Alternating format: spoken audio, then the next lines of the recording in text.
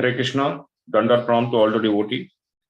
Welcome to Morning Amritwadi program, Transcendental Words of Wisdom by His Grace, Lila Manohara Prabhuji. Namamrita will be read by Padmavati Sevika Devi Dasi Mataji. Welcome, Mataji. Hare Krishna, Prabhuji. Dandavat Pranam. Ghosts and evil spirits cannot remain where there is chanting of holy name. Mother Yashoda was firmly convinced that she should protect her child from different kinds of evil spirits and ghosts, namely Dakinis, Yatudhanis, Kamsadhanas, Yakshas, Rakshasas, Vinayakas, Kotara, Revati, Jeshta, Putana, Matrakras, Unmadas, and similar other evil spirits who cause persons to forget their own existence and give trouble to the life, air, and senses. Sometimes they appear in dreams and cause much perturbation. Sometimes they appear as old women and suck blood of small children. But all such ghosts and evil spirits cannot remain where there is chanting of the holy names of God. Krishna, the Supreme Personality of Godhead. Hare Krishna. Hare Krishna. Thank you, Mataji. So all glories to Srila Prabhupada. Vancha kalpatrabhisya Rupa sindhuvi evacha patitanam pavanebhyo vaishnavebhyo namo namaः. This paragraph is part of the Putana's pastime of the Lord. So after Putana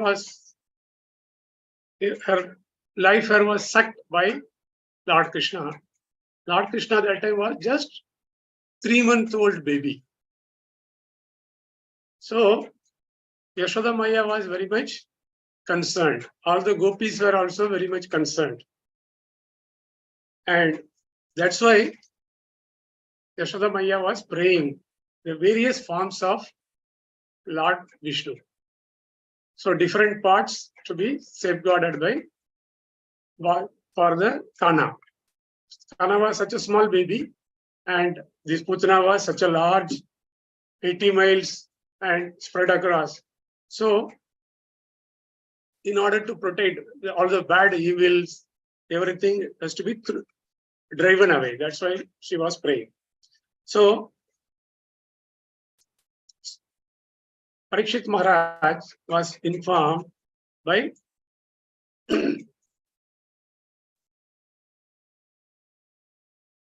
when he was speaking to Goswami.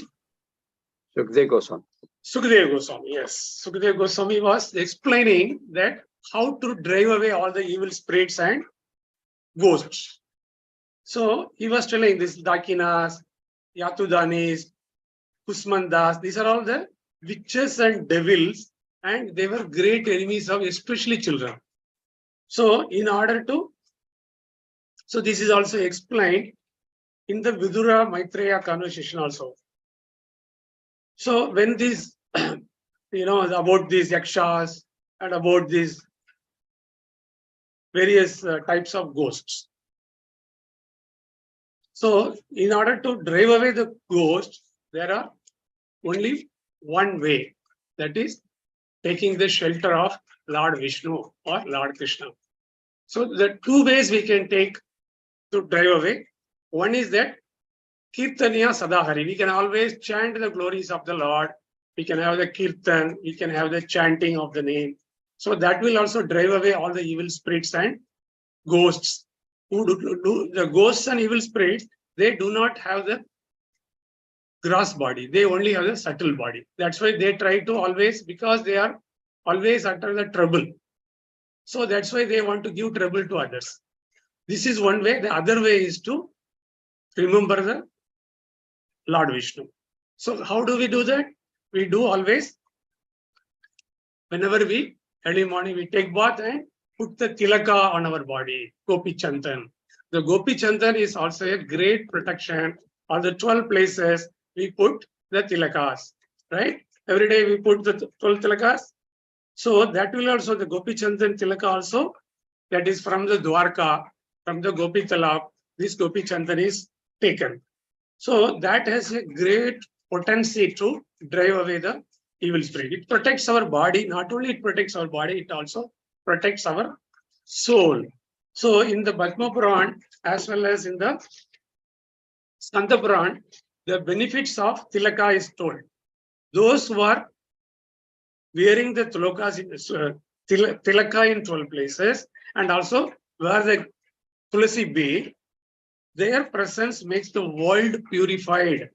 It is mentioned in Padma Puran.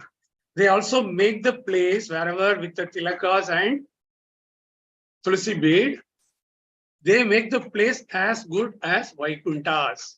So that means the benefit not only for the person who is wearing the mala and tilaka, it also makes the place so much spiritual for others, whoever is going to see the Vaishnava or whoever is in contact with the Vaishnava. In Skanda Purana, what is told? That those who are decorated with Gopi Chandan Tilaka and take the Lord's holy name and wear the bead, Yamadutas will never approach them. It is like the embassies, the law of the, but the other country will not be applicable. Suppose, for example, the Indian embassy is there in US, then in the within the embassy, Indian embassy in US, the Indian laws only will be applicable there, even though it is situated there. The same way, even though we are living in the material world, when we are protected by tilaka and tulasi beads and the Lord's name, then we are making the world as a Vaikuntha. So here, the material laws will not become applicable. That is why Yamadutas do not enter where Vaishnava is there. We have seen in the Ajamil story also. He just took the name of Narayana. So immediately Vishnu Dutas came. And there is another small story I like to tell, which is mentioned in Garga Samhita. In Sindhu Desa, there was a cruel king. The king was very, very sinful. His name is some Baha. I think Dirgha Baha. Dirgha Baha was the name of the king. He was extremely sinful king. And what he used to do is he was killing his pastime of that king.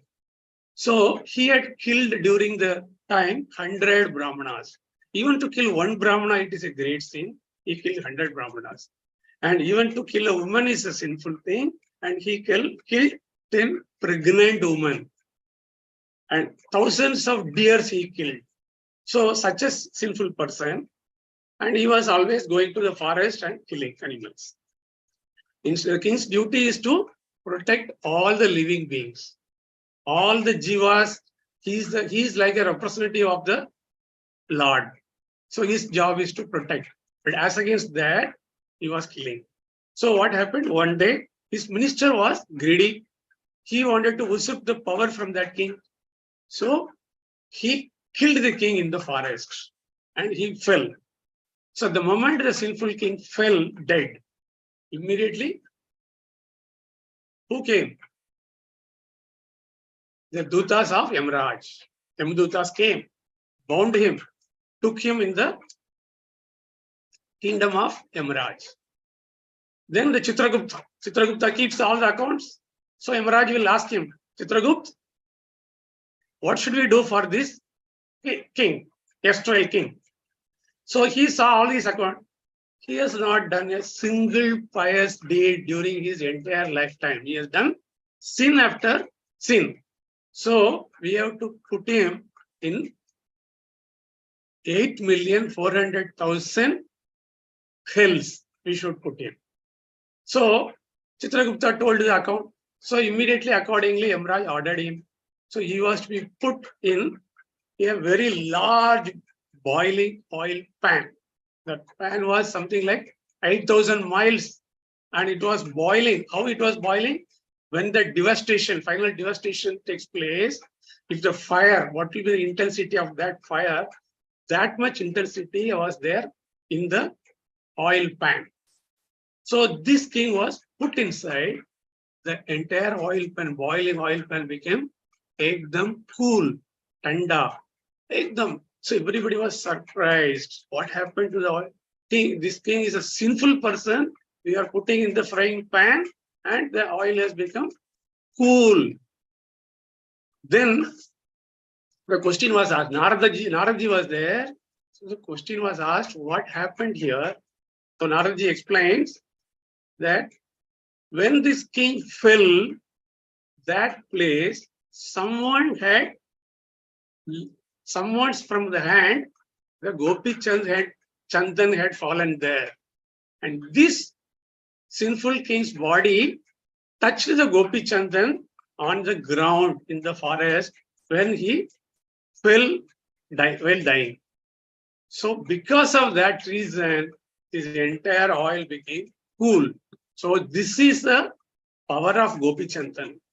So we should always wear the tilaka wherever we go. So it protects our body, it protects our soul. And also, Sada Kirtanya Sada Hari Chaitanya Mahaprabhu has told, we have to always chant Hare Krishna Mahamantra. And we should Vishnu Smaranam.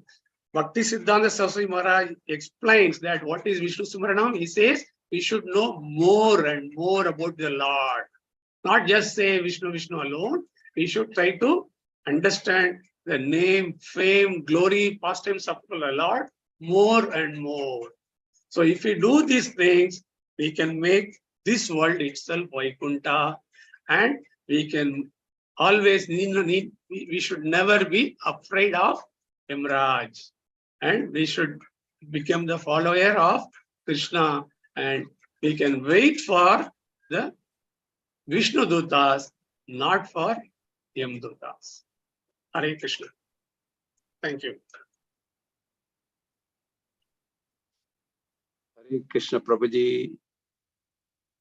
Dandavat Pranam.